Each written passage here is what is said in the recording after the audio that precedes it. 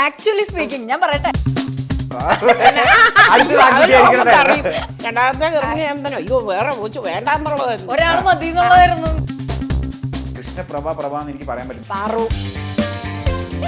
അതെ ഇതൊക്കെ എന്നതുണ്ടോ കെട്ടിച്ചു വിട്ടേക്കാരെന്ന് പറഞ്ഞ് ഇറങ്ങണുണ്ടായിരുന്നു. ഇവര് പോയി കല്യാണം ആലോചിച്ചോണ്ട് വന്നു. അത് ശരി, ഇത് ഞാനൊന്നും പറഞ്ഞില്ല. ആ ഷുഗർ കൂടും കുറയും ചെയ്യണതിനനുസരിച്ച് എന്റെ അഹങ്കാരവും കൂടും. ഇതൊന്നും വരില്ലല്ലോ, ഞാൻ ചോദിക്കേണ്ടി വരുമോ ഇനി? പറവിലേറി കയറ്റു അമ്മ. അയ്യോ ഒന്ന് കട്ട് ചെയ്യണേ, ഞാനത് പറയാമേ. അയ്യോ ഭയങ്കര പ്രൗഡാ, അവള് കൂടിപ്പോയി. അതെന്നാ വേറെ ഒരു പിള്ളേരെ എനിക്ക് കണ്ടൂടാ. എന്റെ അച്ഛൻ്റെ വീട്ടിലൊക്കെ അമ്മായിമാരൊക്കെ ഉത്സവമൊക്കെ ആയി കഴിഞ്ഞ പിന്നെ പറമ്പിൽ നിന്ന് വീട്ടിലേക്ക് കയറത്തില്ല, ഉത്സവത്തിലായിരിക്കും. 3 വയസ്സിൽ തൃക്കാക്കര അമ്പലത്തിലെ സ്റ്റേജിൽ കയറിയതാ. ഇതുവരെ ഇറങ്ങിയിട്ടില്ല, പിന്നെ സ്റ്റേജിൽ ഇറങ്ങിയിട്ടില്ല.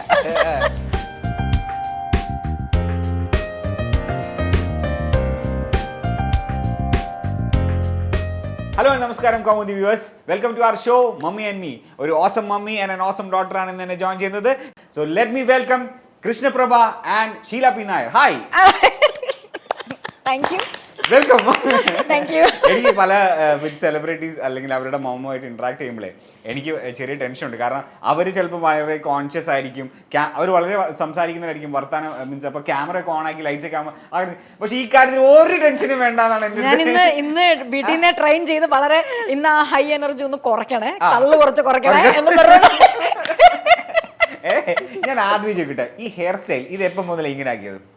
ഇപ്പൊ ഒരു 6 വർഷമായി എല്ലാ വർഷവും തിരുപ്പതി പോയിട്ട്. 6 ഇപ്പൊ ഒരു 7-8 വർഷത്തോളമായി. ഇപ്പൊ 7-8 വർഷത്തോളാണ് ഹെയർ സ്റ്റൈല്.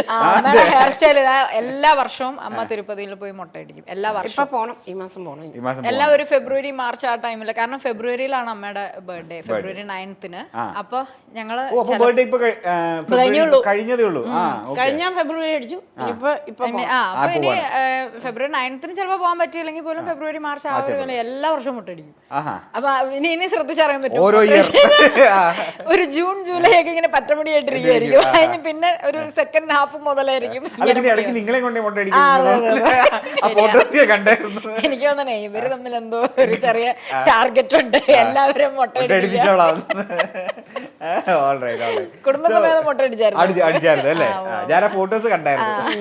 സോ അമ്മ ഇപ്പൊ കൃഷ്ണപ്രഭയുടെ വൈൽ ഗ്രോയിങ് അപ്പ് അല്ലേ, നമുക്ക് ഒരു സ്വപ്നങ്ങളുണ്ടാവും, നമുക്ക് ആഗ്രഹങ്ങളുണ്ടാവും, നമ്മളുടെ മക്കൾ ഇങ്ങനെ ആവണം, അവർ ഇങ്ങനെ ആയാൽ നമുക്ക് വളരെ സന്തോഷമാണെന്നുണ്ടാവും. അപ്പോൾ ഇപ്പം എത്രത്തോളം സന്തോഷമാണ് കൃഷ്ണയുടെ അച്ചീവ്മെന്റ്സിനെ കുറിച്ച്? ഞാൻ കൃഷ്ണപ്രഭ പ്രഭ എന്ന് എനിക്ക് പറയാൻ പറ്റുന്നത്. നമ്മൾ ഷോർട്ടായിട്ട് നമ്മൾ വീട്ടിൽ വിളിക്കുന്നത് പാറു. ഓക്കെ, അത് പറയാം. ഇതൊക്കെ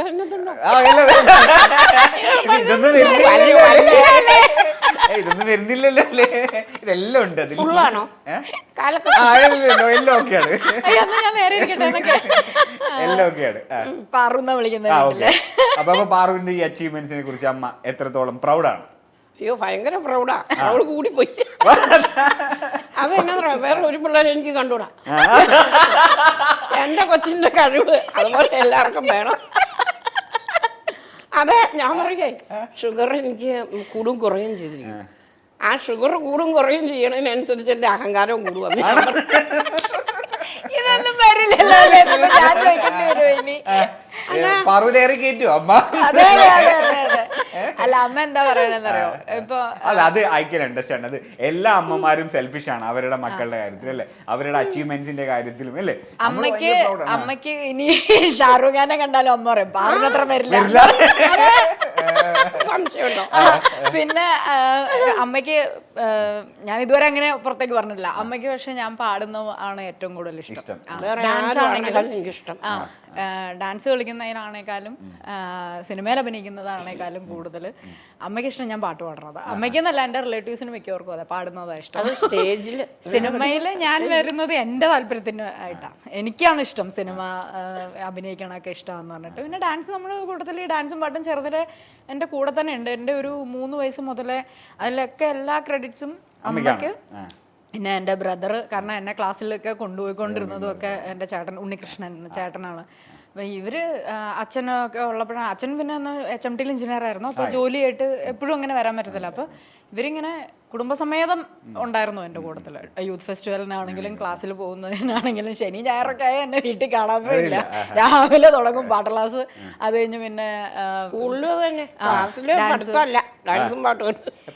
അപ്പൊ ഞാൻ ചോദിക്കട്ടെ, പഠിക്കാനൊക്കെ എങ്ങനെയായിരുന്നു? ചെറിയ പഠിക്കാൻ മിടുക്കത്തിയായിരുന്നു. ആണോ? അതുകൊണ്ട് എൻ്റെ ബന്ധുക്കാരൊക്കെ പറയും അതിനെ പഠിപ്പിച്ചില്ല, അതിനെ വെറുതെ എങ്ങനെ വച്ചു അത് എന്നൊക്കെ ഇപ്പൊ പറയും. പറയുന്നുണ്ടോ അങ്ങനെ? ഇപ്പൊ ഇപ്പൊ ഇല്ല, പറയണില്ല. ഇപ്പൊ ഇല്ല. ഇപ്പൊ ഞാൻ പറയണ്ട, നിങ്ങളൊന്നും അങ്ങനെ പറഞ്ഞില്ലേ. ഇപ്പൊ തിരിച്ചടിക്കും. അപ്പൊ അന്നൊക്കെ ഭയങ്കര സൈലന്റ് ആയിട്ടിരിക്കും, ഇപ്പൊ തിരിച്ചടിക്കും. ഇപ്പൊ ഭയങ്കര ഡയലോഗ് അടിയാ. എന്നുവെച്ചാ ഞാൻ പഠിക്കുന്ന സമയത്തൊക്കെ +1 +2 നമ്മളപ്പോഴൊക്കെ ആണല്ലോ നമ്മുടെ കരിയർ തെരഞ്ഞെടുക്കുന്ന. അപ്പൊ ഞാൻ +1 മുതൽ ഹ്യൂമാനിറ്റീസ് ആയിരുന്നു. അപ്പൊ ഹ്യൂമാനിറ്റീസ് എടുത്തതിന്റെ മെയിൻ കാരണം എല്ലാവരും ശരിക്കും ഹ്യൂമാനിറ്റീസിനെ ഒരു തഴഞ്ഞിട്ടിരിക്കുന്ന ഗ്രൂപ്പാണ്. ഇപ്പൊ മാറിയിട്ടുണ്ട്. ഞാനൊക്കെ +1 അതായത് നമുക്ക് പ്രത്യേകിച്ച് പരിപാടി സയൻസ് കിട്ടിയില്ല, കമ്പ്യൂട്ടർ സയൻസ് ഇല്ല, അപ്പൊ ഹ്യൂമാനിറ്റീസ് എന്തോ മാർക്ക് കുറഞ്ഞവർക്കുള്ളതെന്നുള്ള. പക്ഷെ അങ്ങനെ അല്ലാട്ടോ, ഞാൻ സേക്രഡ് ഹാർട്സിലായിരുന്നു, ഇവിടെ തേവര സേക്രഡ് ഹാർട്സിലായിരുന്നു. ഞാൻ ഹ്യൂമാനിറ്റീസിൽ എൻ്റെ കൂടെ പഠിച്ച ഒരുപാട് കുട്ടികൾ IAS കോച്ചിങ്ങിന് വേണ്ടിയിട്ട് ഹ്യൂമാനിറ്റീസ് എടുത്തിട്ട് ഉള്ളവർ. എനിക്കിപ്പോഴും ഓർമ്മയുണ്ട്, ലിൻഡ എന്നൊക്കെ പറഞ്ഞിട്ടുള്ള ഒരു കുട്ടിയൊക്കെ. അവരൊക്കെ അതിനുവേണ്ടി തന്നെ ഫുൾ ന്യൂസ് പേപ്പേഴ്സ് ഒക്കെ അരിച്ചു പറക്കി അങ്ങനെ. അപ്പൊ എനിക്ക് ഏറ്റവും കൂടുതൽ ബഹുമാനമുള്ള ഒരു ഗ്രൂപ്പ് ഹ്യൂമാനിറ്റീസ് ഗ്രൂപ്പാണ്, കാരണം ഞാൻ പഠിച്ചിരുന്ന ഗ്രൂപ്പുമാണ്. പിന്നെ നമ്മൾ കുറച്ചുകൂടെ ഫ്രീഡം ഉണ്ട്. ഇപ്പൊ ഒരു അതായത് കലയായിട്ടൊക്കെ അല്ലെങ്കിൽ ഇതുപോലെ എക്സ്ട്രാ ആക്ടിവിറ്റീസ് ഉള്ളവർക്ക് കുറച്ചുകൂടെ ഒന്ന് ഫ്രീഡം ഒക്കെ ആയിട്ടൊക്കെ എടുക്കാൻ പറ്റുമല്ലോ. അപ്പൊ അത് ഞാൻ എടുത്തപ്പോൾ എൻ്റെ ബന്ധുക്കാർ മിക്കവരും പറഞ്ഞായിരുന്നു കുറച്ചുകൂടെ വല്ല പ്രൊഫഷണൽ കോഴ്സുകളൊക്കെ ആയിട്ട് സയൻസ് ഗ്രൂപ്പ് ഒക്കെ എടുത്താൽ മാർക്കുണ്ടല്ലോ, സയൻസ് ഗ്രൂപ്പ് അല്ലെങ്കിൽ മാത്സ് അതൊക്കെ എടുത്താൽ മതിയായിരുന്നല്ലോ എന്ന്. പക്ഷെ ഞാൻ എപ്പോഴും ഡാൻസിലും പാട്ടിലുമാണ്. ഞാൻ +1 ഞാൻ SH വന്നപ്പോൾ മുതൽ എനിക്ക് ഞാൻ സെൻറ് ജോസഫ്സിലാണ് 10th വരെ പഠിച്ചത്. അത് കഴിഞ്ഞിട്ട് +1 ഇവിടെ സേക്രഡ് ഹാർട്സിലേക്ക് എനിക്ക് എറണാകുളത്തുള്ള ഒട്ടുമിക്ക സ്കൂളിലേക്കും എനിക്ക് കിട്ടിയിട്ടുണ്ടായിരുന്നു, കാരണം ഈ യൂത്ത് ഫെസ്റ്റിവലിന്റെ ഇതെല്ലാം ഉള്ളതുകൊണ്ട്. അപ്പൊ ഞാൻ സേക്രഡ് ഹാർട്സിലാണ് എടുത്തത്. അപ്പൊ എല്ലാവരും പറഞ്ഞു പ്രൊഫഷണൽ കോഴ്സുകൾ എടുത്താൽ മതി. അന്ന് അമ്മേനെ കുറെ വഴക്കുണ്ടായിരുന്നു, പ്രൊഫഷണൽ കോഴ്സുകൾ എടുത്താൽ മതി, ചുമ്മാ ചാടിത്തുള്ളി നടക്കുവാണ്, എന്തിനാണ് എന്നൊക്കെ പറഞ്ഞിട്ട്. പക്ഷെ അന്ന് ഞങ്ങളുണ്ട് ഒരു ഗാനമേള ട്രൂപ്പൊക്കെ കോളേജിലൊക്കെ ഫോം അന്ന് ടിവിയിലും ഇത് ആങ്കറിംഗ് ഒക്കെ ചെയ്യുന്നുണ്ടായിരുന്നു. പ്രിൻസിപ്പാളച്ചൻ വിടും. പൗലോസ് അച്ഛൻ നല്ല. ഞാൻ പഠിച്ച എല്ലാ എൻ്റെ ഏറ്റവും വലിയൊരു ഗുണം ഉണ്ടായ എന്താ വെച്ചാൽ എന്നെ പഠിപ്പിച്ച എല്ലാ ടീച്ചേഴ്സും നല്ല നമ്പർ 1 ടീച്ചേഴ്സും പിന്നെ നമുക്ക് അങ്ങേയറ്റം സപ്പോർട്ടീവ് ആയിട്ടുള്ള ടീച്ചേഴ്സും ആയിരുന്നു. ഇപ്പം ഞാൻ LKG മുതൽ പഠിച്ചത് സെൻറ് ജോസഫ്സിലാണ്. അപ്പോൾ അവിടുത്തെ പ്രിൻസിപ്പൽ സിസ്റ്റർ ആന്റോണിയോ എന്ന് പറഞ്ഞിട്ട് സിസ്റ്റർ യൂത്ത് ഫെസ്റ്റിവലിനൊക്കെ നമ്മുടെ കൂടെ നിൽക്കുമായിരുന്നു. അന്ന് ഞാൻ മിക്ക ഐറ്റംസിനും ഉണ്ടായിരുന്നു, പിന്നെ ഗ്രൂപ്പ് ഐറ്റംസിനും ഉണ്ടായിരുന്നു, മാർഗ്ഗംകളി സോളോ ഐറ്റംസ് അല്ലാതെ, ഇൻഡിവിജ്വൽ ഐറ്റംസ് അല്ലാതെ ഫുൾ ഈ ഗ്രൂപ്പ് ഐറ്റംസ്. അപ്പോഴൊക്കെ നമുക്ക് ക്ലാസ് ഒക്കെ മിസ്സായാലും ഒക്കെ നമ്മളെ കൂടെ നിന്ന് സപ്പോർട്ട് ചെയ്യും. അത് തന്നെയായിരുന്നു ഞാൻ SH വന്നപ്പോഴൊക്കെ ആണെങ്കിലും പൗലോസ് അച്ഛനും ടീമും ഞങ്ങളുടെ ക്ലാസ്മേറ്റ്സ് ആയിരുന്ന സൗമി മിസ് എന്നൊക്കെ പറഞ്ഞിട്ട് അവരൊക്കെ ഭയങ്കര കോപ്പറേറ്റീവ് ആയിട്ട്. പിന്നെ ഞാൻ ഡാൻസ് പഠിച്ചത് ആദ്യം മുതൽ പഠിച്ചത് കലാമണ്ഡലം സുഗന്ധി ടീച്ചറിൻ്റെ അടുത്താണ്. പിന്നെ RLV പ്രദീപ് സാറിൻ്റെ അടുത്ത് ഇപ്പോൾ പഠിക്കുന്ന, ഇപ്പോഴും കണ്ടിന്യൂ ചെയ്യുന്നത്. പിന്നെ എൻ്റെ മ്യൂസിക് ടീച്ചേഴ്സ് ആണെങ്കിൽ ഇപ്പോഴത്തെ ഹിന്ദുസ്ഥാനി സുശാന്തൻ, മനു ദമ്പുതിരി സാറ് കർണാട്ടിക്കിൻ്റെ, ദിവാരൻ സാറ്. അപ്പൊ ഇവരൊക്കെ ഇവരുടെ ഒരു ക്വാളിറ്റിയിലാണ് ഞാൻ എന്തെങ്കിലും പെർഫോം ചെയ്യുന്നുണ്ടെങ്കിൽ തന്നെ. അപ്പൊ അമ്മ കട്ടക്ക് നിൽക്കും അവരുടെ കൂടെ. എനിക്ക് തോന്നുന്നത് 3 വയസ്സുള്ളപ്പോ തന്നെ നമ്മള് സ്റ്റാർട്ട് ചെയ്തു. ഇപ്പൊ അത്യാവശ്യം എല്ലാം അറിഞ്ഞ് നല്ല പ്രോഗ്രാംസും ഒക്കെ ചെയ്ത് 10 പേര് അറിഞ്ഞൊക്കെ വരുമ്പോ തന്നെ ഇപ്പൊ എല്ലാവർക്കും ഓക്കെ. അപ്പൊ ഇപ്പൊ അമ്മ അവരോട് തിരിച്ചടിക്കും, നിങ്ങളല്ല എന്ന് പറഞ്ഞത്. അയ്യോ, ഞാൻ വേറെ പിള്ളേരൊന്നും ഇഷ്ടമല്ല എന്ന് പറഞ്ഞാൽ തന്നെ ഇഷ്ടക്കുറവുണ്ടല്ല. അല്ല, അത് ഞങ്ങൾക്ക് മനസ്സിലാവും. എന്റെ അമ്മേനോട് ചോദിക്കുകയാണെങ്കിൽ എന്റെ മോനിൽ ഒതുങ്ങിയിരിക്കണം പിള്ളേരൊക്കെ ഇല്ലേ, എനിക്ക് അങ്ങനെയൊന്നും എനിക്ക് ഇഷ്ടമില്ല. പിള്ളേരായ കുറച്ച് ചോണയൊക്കെ വേണം. ഇതിപ്പോ ഞാൻ മോളുടെ കാര്യം പറഞ്ഞോളൂ, മോനങ്ങ് ഒതുങ്ങി അവസാനം പറയും കൂടി ഇല്ല. അത് ശരി. 45 വയസ്സായി. എന്റെ ഓപ്പോസിറ്റ് 2 എക്സ്ട്രീംസ് ആണ് ഞങ്ങൾ. ഞാനും എന്റെ ബ്രദറും 2 എക്സ്ട്രീമാണ്. ഇവര് രണ്ടുപേരും ഇപ്പം ഞാനൊരു മെമ്മറി ചോദിക്കുകയാണെങ്കിൽ അമ്മേന്റെ അടുത്ത്, ഇപ്പം എനിക്കൊന്ന് മൂത്തത് ചേട്ടൻ ഇപ്പൊ പറഞ്ഞു, അപ്പൊ പിന്നെ രണ്ടാമതൊരു മോള്, അങ്ങനെ നമ്മളുടെ ആ ഒരു പീരീഡ് ഉണ്ടല്ലോ, അതായത് പാറുവിനെ ലൈക്ക് കൺസീവ് ആയ പീരീഡ്, പിന്നെ അമ്മയ്ക്കൊരു ആഗ്രഹം ഉണ്ടാവല്ലോ ഇതൊരു പെൺകുട്ടി ആയിരുന്നെങ്കിൽ, അങ്ങനെ അമ്മയുടെ കുറച്ച് മെമ്മറീസ് ഉണ്ടല്ലോ, അതൊന്ന് പറയോ? അയ്യോ, പെൺകുട്ടിയായിരുന്നെങ്കിൽ അങ്ങനെയൊന്നുമില്ല. ആക്ച്വലി സ്പീക്കിംഗ് ഞാൻ പറയട്ടെ, അറിയും. ആ രണ്ടാമത്തെ പെങ്കൊച്ചെന്നല്ല, രണ്ടാമത്തെ ഗർഭിണി എന്തനോ അയ്യോ വേറെ കൊച്ചു വേണ്ടെന്നുള്ളതായിരുന്നു. ഒരാൾ മതി എന്നുള്ളതായിരുന്നു. ഇത് ഞാൻ റിവീൽ ചെയ്യുന്നു. ഇത് എന്നിട്ട് ഞാൻ ഇപ്പോഴും പറഞ്ഞ് കളയാക്കണ എന്നാന്നറിയോ, നല്ല കോമഡിയാണ്. ഇല്ലെങ്കിൽ ഇപ്പൊ കാണായിരുന്നു. ചേട്ടൻ ഉണ്ടായി കഴിഞ്ഞപ്പോ ഞാൻ ആവാറായപ്പോഴത്തേനും അമ്മ പറഞ്ഞു, അമ്മയും അച്ഛനും പറഞ്ഞു ഒരു കൊച്ചു മതിയായിരുന്നു. ഇവര് തമ്മില് കുരുത്തക്കേടും അടിയും വഴക്കൊക്കെ ഉണ്ടാവും. ഒന്നുമില്ല, അതൊരു പാവം.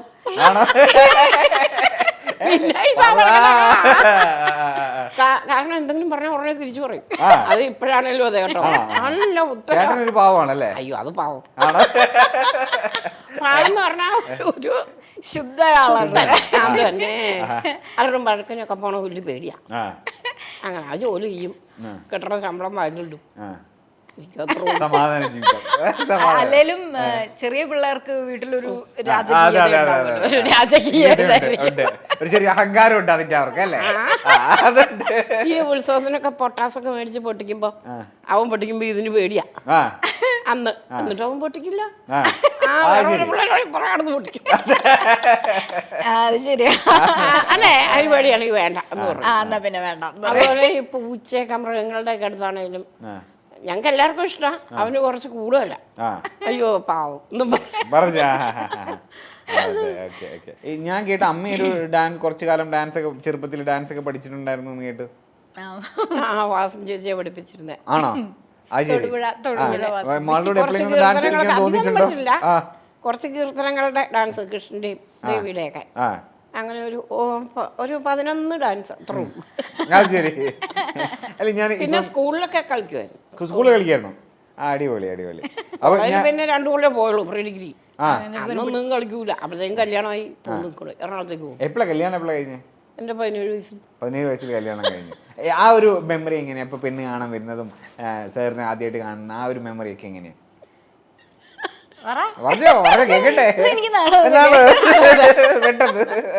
അയ്യോ, NSSന്റെ ഒരു സ്കൂളില് നഴ്സറി സ്കൂളിലെ ടീച്ചറിന്റെ ഇതിനു വേണ്ടിയിട്ട് മുത്തശ്ശനെ കാണാൻ വന്നതാ പാലായിന്ന്. അച്ഛൻ്റെ വീട് പാലായില്ല. അപ്പൊ അവിടുന്ന് അവര് കാണാൻ വന്നപ്പോ ഞാൻ അവിടെ ഇരുന്ന് പഠിക്കണ്ടായിരുന്നു. അവര് അടുക്കളയുടെ അങ്ങോട്ട് വന്നു. 2 പേരുണ്ടായിരുന്നു, അച്ഛനും അമ്മയും ഉണ്ടായിരുന്നു. ആ ടീച്ചറിന്റെ അച്ഛനും അമ്മയും. അപ്പൊ ഈ കൊച്ചെന്നെ എടുക്കുമെന്ന് ചോദിച്ചു. അപ്പൊ മുത്തശ്ശി വെറുതെ തമാശന് പറഞ്ഞു, പഠിക്കണോ? ഒന്നും പഠിക്കൊന്നുമില്ല, അവരുടെ നല്ലോണം പഠിക്കുമായിരുന്നു. കെട്ടിച്ചു വിട്ടേക്കാരെന്ന് പറഞ്ഞ് ഇറങ്ങണമുണ്ടായിരുന്നെങ്കിൽ എന്ന് പറഞ്ഞു. ഇവര് പോയി കല്യാണം ആലോചിച്ചോണ്ട് വന്നു. പിന്നെ ഞാനൊന്നും പറഞ്ഞില്ല. ഞാൻ കിടന്ന് ഭയങ്കര കരച്ചിട്ട്, അയ്യോ എന്റെ സ്കൂളിലുള്ളവരും ടീച്ചർമാരും ഒക്കെ ഇവർക്ക് എന്നെ ഭ്രാന്തുണ്ടോ ഇതിനെ കെട്ടിക്കായിട്ട് എന്നൊക്കെ പറഞ്ഞ് 17 വയസ്സല്ലേ ഉള്ളൂ. അങ്ങനെ അങ്ങോട്ടൊക്കെ അങ്ങ് നടന്നു.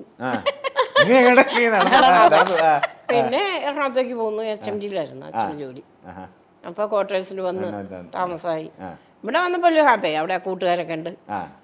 അങ്ങനെ എറണാകുളമാണ് നമ്മുടെ സ്ഥലമായി. അമ്മയുടെ 17ാമത്തെ വയസ്സിൽ എറണാകുളം. പിന്നെ HMD-യുടെ എല്ലാ മാസവും ഉണ്ട് ഫൈനാൻസ് ഹാളിൽ നാടകമൊക്കെ. അത് ഏതാണ്ട് സൊസൈറ്റിയുടെ ഇതിൽ എപ്പോഴും ഓരോ പ്രോഗ്രാമൊക്കെ കാണാൻ വരും. HMD-യുടെ ബസ്സിൽ എല്ലാവരെയും കൊണ്ടുവരും. നല്ല ഹാപ്പി ആയിരുന്നു. അതൊക്കെ എനിക്ക് ഇഷ്ടമാണ് കാണാനും. എന്റെ വീട്ടില് അച്ഛനും അമ്മയ്ക്കും ഒക്കെ അതെ, എല്ലാവർക്കും ഞങ്ങൾക്ക് ഒരു ഇരട്ടപ്പേര് തന്നെ ഉണ്ട്. എവിടെ ചണ്ടപ്പുറത്ത് കോലും പണ്ട് കെട്ടിച്ചു വിട്ട് വല്ല അടുക്കളയിലും കിടന്ന് മറിഞ്ഞ് വീട്ടുപണിയൊക്കെ ചെയ്യണമെങ്കിൽ ഇപ്പം ഞാനും ഉണ്ടാവില്ലായിരുന്നു. നല്ല സന്തോഷമായിട്ട് നമ്മള് ഹാപ്പി ആയിരുന്നു. അതെ അതെ. എനിക്ക് തോന്നുന്നത് നിങ്ങളിങ്ങനെ ഈ പറഞ്ഞ പോലെ ഇപ്പം ആ ഒരു ബന്ധം ഇപ്പൊ ഈ പറഞ്ഞ പോലെ ചണ്ടപ്പുറത്ത് കോലിക്കും, പക്ഷെ അതൊക്കെ കണ്ടാണല്ലോ. അപ്പൊ അങ്ങനെയാണല്ലോ നമുക്ക് നമുക്ക് അങ്ങനെ ഒരു പെർഫോമർ ആവണം, അല്ലെങ്കിൽ അല്ലെ ആ ഒരു സാധനം നമുക്ക് കിട്ടുന്നത്. അതിന്റെ മെയിൻ കാര്യം എന്താ അറിയോ, ഇവര് ഒത്തിരി കാലം അമ്മയും അച്ഛനും ചേട്ടനും, ഞാനപ്പോ ഉണ്ടായിട്ടില്ല, ഇവരും ഒത്തിരി കാലം HMD-യുടെ ക്വാർട്ടേഴ്സിൽ താമസിച്ചു. അത് കഴിഞ്ഞ് തൃക്കാക്കര അമ്പലത്തിന്റെ അടുത്ത് സ്ഥലം വാങ്ങിയ ഒരു വീട് ഒക്കെ വെച്ചായിരുന്നു. ഒരു ഫിയറ്റ് കാറുണ്ടായിരുന്നു. അതില് എല്ലാ അമ്പലങ്ങളിലും പോകും. അച്ഛനും മോനും. അതെ അതെ ഫ്രണ്ടിലേക്ക് ഡോറുള്ള ഞാൻ ഇങ്ങനെ ആൽബത്തിലൊക്കെ കണ്ടിട്ടുണ്ട് ഒരു സ്കൈ ബ്ലൂ കളർ കാറൊക്കെ. അപ്പൊ ഇവര് ഏത് തരം കറക്കമായിരുന്നു. പിന്നെ ഒരു ലാംബി സ്കൂട്ടർ ഉണ്ടായിരുന്നു. ഇവർ രണ്ടുപേരും കൂടെ അതിന്റെ അകത്തായിരുന്നു. പിന്നെ കോട്ടേഴ്സ് അമ്പലത്തിലാണല്ലോ അയ്യപ്പന്റെ അമ്പലമാണ്. അപ്പൊ SMG കാരെല്ലാം കൂടെ അവിടെ പൂജയൊക്കെ നടത്തും മണ്ഡലക്കാലത്ത്. അപ്പൊ ഈ ജയവിജയന്മാരൊക്കെ വരും അവിടെ പാടെ. നമ്മുടെ മനോജേട്ടന്റെ ഞങ്ങളുടെ ഫ്ലാറ്റിലെ ക്വാർട്ടേഴ്സിൽ ഇരിക്കണത്. അപ്പൊ ചായയൊക്കെ എടുത്തു കൊടുക്കും. അങ്ങനെ അപ്പം ഞാൻ വിചാരിക്കും അയ്യോ ഈ കൊച്ചുങ്ങളൊക്കെ പാടിയിരുന്നെങ്കിൽ നല്ലതായിരുന്നല്ലേ. അന്ന് ഓനേ ഉള്ളൂ. അന്ന് ഞാനില്ല. അതുകൊണ്ട് പാട്ടുകാരന് കിട്ടിയില്ലേ? പാട്ട് പാടും ഡാൻസ് ചെയ്യും. പിന്നെ പണ്ട് മുതലേ അതെ വീട്ടിലെല്ലാവർക്കും ഇങ്ങനെ ഉത്സവങ്ങൾ കാണുക. എന്റെ അച്ഛന്റെ വീട്ടിലൊക്കെ അമ്മായിമാരൊക്കെ ഉത്സവമൊക്കെ ആയി കഴിഞ്ഞ പിന്നെ പറമ്പിൽ നിന്ന് വീട്ടിലേക്ക് കയറത്തില്ല. ആനയുടെ പാല തൂങ്ങി നടക്കും. ഇതൊക്കെ തന്നെയായിരുന്നു പരിപാടി. പിന്നെ എല്ലാ പ്രോഗ്രാമും കാണും. അപ്പൊ അങ്ങനെ ഞാൻ തൃക്കാക്കര അമ്പലത്തില് ബാലയല്ലേ. അപ്പൊ തൃക്കാക്കര അമ്പലത്തിന്റെ അവിടെ വീട് വെച്ച അവിടുന്ന് അല്ല ഞാൻ HMTയുടെ അവിടെ നിന്ന് ഞാൻ ജനിച്ചത്. അത് കഴിഞ്ഞിട്ട് തൃക്കാക്കര വീട് അമ്പലത്തിന്റെ തൊട്ടടുത്താണ് നമ്മൾ ഈ വെച്ച വീടുണ്ടായിരുന്നത്. അപ്പൊ അവിടെ പണ്ട് കലാഭവന്റെ മിമിക്സ് ഒക്കെ വരുമായിരുന്നു. പണ്ട് ജയറാമേട്ടൻ, ഈ ദിലീപേട്ടൻ, അപ്പൊ അവരെല്ലാവരും ജയറാം. അതെ അതെ. അപ്പൊ അവരൊക്കെ മിമിക്രി ഒക്കെ ചെയ്യുമ്പോൾ ഞാൻ അമ്മയുടെ എളിയിലിരുന്നൊക്കെ കണ്ടിട്ടുണ്ട്. വേണുഗോപാൽ എന്റെ എളിയിലിരിക്കുക എന്നിട്ട് വർത്താനമൊക്കെ പറഞ്ഞു. അന്ന് എത്ര വയസ്സുണ്ട്? രണ്ടോ? അല്ല 2 വയസ്സ് ആകണ്ടേ എളിയിലിരുന്നിട്ട്. അതെ എനിക്ക് തോന്നുന്നു ആ ഒക്കെ മെമ്മറീസ് അല്ലേ. ഇതൊന്നും പറയാണ്ട് ഞാൻ അമ്പലപ്പുറമേ കിടന്ന് ഉറങ്ങിയിട്ടുണ്ട് എന്നും പറയാം. വെച്ചാല് കഥകളി ഉണ്ട് അവിടെ. അവിടെ ഞങ്ങളുടെയൊക്കെ ചെറുതിലെ ഗംഭീര പ്രോഗ്രാം ആട്ടോ.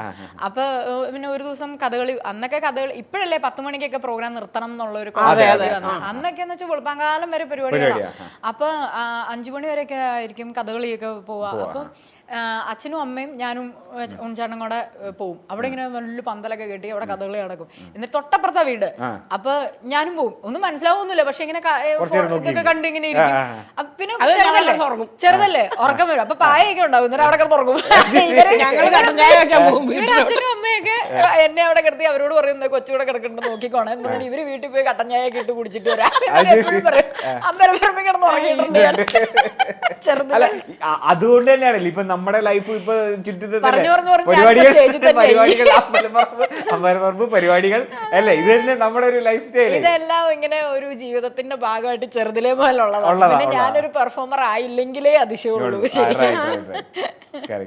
അപ്പൊ എങ്ങനെ ഈ ഒരു ഹൈ കിട്ടുന്നത് ഇപ്പൊ സ്റ്റേജിൽ പെർഫോം ചെയ്യുക, ഇന്ററാക്ട് ചെയ്യുക? എനിക്ക് തോന്നുന്നത് മ്യൂസിക് ഞാൻ കണ്ടു കുറെ ഷോസിൽ ഭയങ്കര ഓൺ ആയിട്ട് ഭയങ്കര അടിപൊളിയായിട്ട്. സ്റ്റേജിൽ എന്താ അറിയോ, 3 വയസ്സിൽ തൃക്കാക്കര അമ്പലത്തിലെ സ്റ്റേജിൽ കയറിയതാ. ഇറങ്ങിയിട്ടില്ല. പിന്നെ സ്റ്റേജിൽ ഇറങ്ങിയിട്ടില്ല. എന്നിട്ട് ടീച്ചർ ഉടുപ്പ പിടിച്ച് വലിക്കുക കഴിഞ്ഞു ഇറങ്ങി. അല്ല സ്റ്റേജ് എന്ന് പറയുന്നത് അതൊരു വികാരമായി മാറിപ്പോ. എന്നുവെച്ചാൽ ഒരു വലിയൊരു ഹരമാണ് അത്. ലൈവ് പെർഫോമൻസ് നടത്തുന്ന എല്ലാവരോടും ചോദിച്ചാൽ അറിയാൻ പറ്റും. അത് ഒരിക്കൽ നമ്മൾ സ്റ്റേജിന്റെ ഒരു ഹരം അറിഞ്ഞു കഴിഞ്ഞാൽ അതൊരു വലിയൊരു ഇൻട്രസ്റ്റ് ആണത്. പിന്നെ ജനലക്ഷങ്ങളുടെ മുൻപിൽ നമ്മൾ ലൈവായിട്ട് പെർഫോം ചെയ്യുക എന്ന് പറയുന്നത് അതൊരു പ്രത്യേക ഒരു അനുഗ്രഹമാണ്. ഞാൻ ആ ഒരു കാര്യത്തിൽ ഏറ്റവും കൂടുതൽ എന്നും നമിക്കുന്ന ഒരാൾ നമ്മളുടെ രഞ്ജിനി ചേച്ചി, രഞ്ജിനി ഹരിദാസ് ചേച്ചി.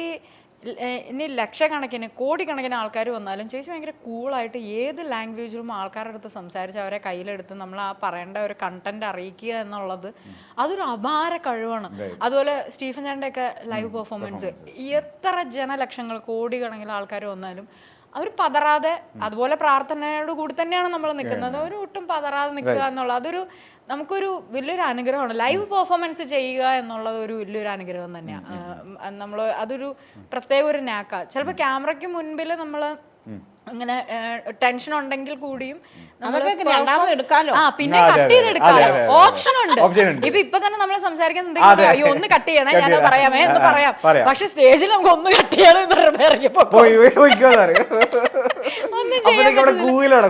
അപാര ഗട്സ് വേണം ലൈവ് പെർഫോമൻസ് ചെയ്യണമെങ്കിൽ. അത് ഒരു വലിയൊരു അനുഗ്രഹമാണ്. അങ്ങനെ തന്നെ ഇരിക്കട്ടെ. ടച്ച് വിട്ട് അമ്മ എന്റെ അടുത്ത് ചോദിക്കട്ടെ, അമ്മ ഫസ്റ്റ് സിനിമ അല്ലെങ്കിൽ സിനിമയുടെ ലോകത്തേക്ക് എന്ന് പറയുമ്പോൾ എല്ലാവർക്കും ഭയങ്കര സന്തോഷമാണ്. അപ്പോൾ അതുപോലെ ഒരു പേരുണ്ടോ, സിനിമയാണോ നമുക്ക് അറിയില്ല, നമ്മളുടെ കുടുംബത്തിൽ ആരും സിനിമക്കാരില്ല, അപ്പോൾ ഇവിടെ സിനിമ ചെയ്യാനൊക്കെ പോവുകയെന്ന് പറഞ്ഞാൽ വീട്ടുകാർ നമ്മൾക്ക് ആൻസർ ചെയ്യേണ്ട കുറേ ആൾക്കാരുണ്ട്. അപ്പോൾ അവരുടെ ഒരു റെസ്പോൺസ് എങ്ങനെയായിരുന്നു? അവരുടെ റെസ്പോൺസ് എന്തിനാ ഈ സിനിമയ്ക്കൊക്കെ പോണേ എന്നൊക്കെ ഉള്ള അതിപ്പോ അമ്പലപ്പറമ്പിലാണെന്ന് ചോദിക്കും. ഓ അമ്പലപ്പറമ്പ് ഡാൻസ് കളിക്കും എന്തെന്നാണ് പിന്നെ എവിടെ കളിക്കട്ടെ. ഇപ്പൊ നിയമസഭയില് ചെയ്തു. ഇപ്പൊ ബുക്ക് ഫെസ്റ്റിവലിന്റെ പ്രോഗ്രാം ഉണ്ടായിരുന്നു. നല്ല പ്രോഗ്രാം. നമുക്ക് നമ്മുടെ ഒരു ഇതുവരെ ചെയ്ത ഒരു പെർഫോമൻസിൽ ഒരു one of the best performance ആയിരുന്നു അന്ന് ഞങ്ങൾക്ക്. അന്ന് സ്പീക്കർ നടത്തുന്ന പ്രോഗ്രാമാണ്. അപ്പൊ അന്നൊരു വലിയൊരു അനുഗ്രഹമായിരുന്നു. കാരണം നിയമസഭയിലൊന്നും നമുക്ക് ഉള്ളിലായിരുന്നു പ്രോഗ്രാം. നിയമസഭയുടെ ഉള്ളിൽ കൺവെൻഷൻ സെന്റർ. ഞാനപ്പോ അതിശയപ്പെട്ടു. നമ്മളിങ്ങനെ ന്യൂസിലൊക്കെ കണ്ടിട്ടേ ഉള്ളൂ നിയമസഭ. അതിന്റെ ഉള്ളിൽ ഇങ്ങനെ ഒരു കൺവെൻഷൻ സെന്റർ ഉണ്ട്. താഴെ ഇത്രയും ആയിരക്കണക്കിന് ആൾക്കാർ ഇരിക്കുന്ന ഒരു സ്ഥലമൊക്കെ ഉണ്ടെന്ന്. അപ്പൊ പിന്നെ നമ്മളിപ്പോ ഈ ഉത്സവപ്പറമ്പിൽ പ്രോഗ്രാം ചെയ്യണമെന്ന് പറഞ്ഞിട്ട് നമുക്ക് വേർതിരിക്കാൻ പറ്റത്തില്ല. അത് നിയമസഭയിലാണ് നമ്മൾ പ്രോഗ്രാം. ഒന്നും പറയാനില്ല. അപ്പൊ എന്നും നമുക്ക് അതൊരു നമ്മളുടെ ഒരു എന്താ പറയാ ഒരു മൈൽസ്റ്റോൺ ആയിട്ട് നമുക്ക് അത്ര ആക്സസ് ഉള്ള ഒരു സ്ഥലമല്ല. പിന്നെ വൻ പ്രൊട്ടക്ഷനിലൊക്കെയാണ് പ്രോഗ്രാം ചെയ്യുന്നത്. പിന്നെ ആദ്യം വരുമ്പോ ഒക്കെ ഉണ്ടായിരുന്നു സിനിമ. ഒന്നാമത്തെ കാര്യം ഞങ്ങളുടെ വീട്ടിൽ നിന്ന് ആരും ഇങ്ങനെ സിനിമയായിട്ട് ബന്ധമുള്ളവരില്ല. ഇപ്പൊ പിന്നെ 2-3 റിലേറ്റീവ്സ് ഒക്കെ സിനിമയിൽ ഉണ്ട് എന്നല്ലാതെ പ്രൊഡക്ഷൻ സൈഡിലൊക്കെ ഉണ്ട്. അങ്ങനെയൊക്കെ അല്ലാതെ ഞാൻ വരുമ്പോ ആർക്കും അറിയില്ല സിനിമയുടെ കാര്യം. എല്ലാവരും പിന്നെ ചിലര് വീട്ടുകാരിങ്ങനെ പറയും, ഓ നായികയൊന്നും അല്ലല്ലോ ഈ ചുമ്മാ അങ്ങനെയുള്ള ഒരു ഇതുണ്ട്. അതൊരു അത് ഇപ്പോഴും ഉണ്ട്. അതിപ്പോ ബന്ധുക്കാർക്കെന്നല്ല കേട്ടോ, പൊതുവെ ഇപ്പൊ ഈ പ്രോഗ്രാം പിടിക്കുന്നവരുടെ ഒരു ഇതുപോലും ഉണ്ട്. ഇപ്പൊ ഹീറോയിൻസ് അല്ലാതെ ഉള്ള, അതായത് ഞാൻ സപ്പോർട്ടിങ് ആക്ടറാണ്. അപ്പൊ ഇപ്പൊ കുറെയൊക്കെ മാറിയിട്ടുണ്ടെങ്കിൽ പോലും നമ്മളൊരു പെർഫോമൻസ് വരുമ്പോഴാണേലും ഹീറോയിൻ അല്ലല്ലോ എന്നുള്ള രീതിയിലുള്ള ഒരു എവിടെയെങ്കിലും ഒരു അവരുടെ അടുത്ത് നിന്നുള്ള ഒരു പെർഫോമൻസ് വരാറുണ്ട് ചില സമയത്ത്. പക്ഷെ അതിൽ കാര്യമില്ല കേട്ടോ, അതൊന്നും അല്ല എന്നുള്ളത് ഇപ്പം കാലം മാറി തെളിയിക്കപ്പെടുന്നുണ്ട്. പക്ഷെ അത് എനിക്ക് തോന്നുന്നത് സിനിമയിൽ വരുന്നു എന്ന് പറയുമ്പോൾ എല്ലാവർക്കും ഒരു നായികയാവുന്നു എന്നുള്ളതാണ് ചിന്ത എന്നുള്ളത്. പക്ഷെ അതിൽ കാര്യമില്ല. പിന്നെ ഇപ്പോ ഒട്ടും കാര്യമില്ല. കാരണം പണ്ടത്തെ നായികമാരുടെ പോലെ അല്ലല്ലോ ഇപ്പൊ ഹീറോയിൻസിനെക്കാട്ടും വലിയ പെർഫോമൻസുകൾ സപ്പോർട്ടിംഗ് ആക്ടേഴ്സ് എന്ന് പറയുമ്പോൾ നമുക്ക് എക്കാലവും ഏത് ഏജിലും ഏത് ക്യാരക്ടർ വൈസും നമുക്ക് ചെയ്യാം. പിന്നെ ഹീറോയിൻ എന്ന് പറയുമ്പോൾ നമുക്കൊരു ചട്ടക്കൂടുണ്ട്. അതിനൊരു ഗ്ലാമർ ഇത് നോക്കണം, അല്ലെങ്കിൽ ഒരു കാലം ഒരു ടൈം പീരീഡ് ഉണ്ടാവും. അപ്പൊ അതിലൊന്നും കാര്യമൊന്നുമില്ല. സിനിമ കിട്ടുന്നതനുസരിച്ച് നമ്മൾ ചെയ്യാന്നുള്ളതേ ഉള്ളൂ.